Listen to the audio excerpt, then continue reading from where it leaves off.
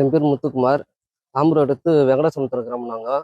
எங்களுக்கு வந்து 3 ஏக்கரா இருக்குது மொத்தம். அந்த 3 ஏக்கரால கழிவு தண்ணி எடுத்துன்னு வந்து கொடுத்து இந்த மாதிரி அவங்க கிட்ட நாங்கள் விவோ கிட்ட வந்து தலைவர்கிட்ட போய் கேட்டோங்க.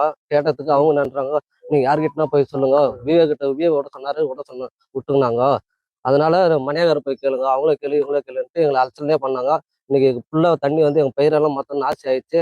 இப்போ கிணறு கொஞ்சம் கொஞ்சமாக இடிஞ்சு உழுதுனே இருக்குது. அதுக்கு என்ன நடவடிக்கை இருக்குதுன்னு கலெக்டர் கிட்ட மண்டி பெட்டிஷன் கொடுத்துருக்கோங்க. இது வரைக்கும் யாரும் வந்து பார்க்கல.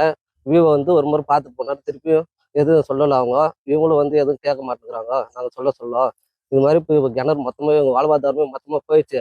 பயிர் பண்ணதெல்லாம் மொத்தம் வெண்டைக்காய் நட்டுருந்துங்க, கேவு நட்டுருந்துங்க, இது மொத்தமே முழுங்கி போச்சு.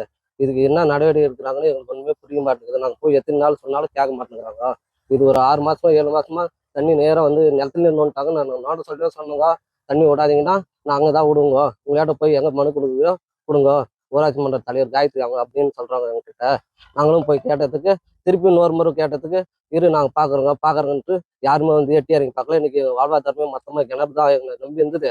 மாட்டுக்கும் தண்ணி இல்லை, கிணறு சுத்தமாக போயிடுச்சு. எங்கள் வாழ்வாதாரமே மொத்தமாக இதாயிடுச்சு.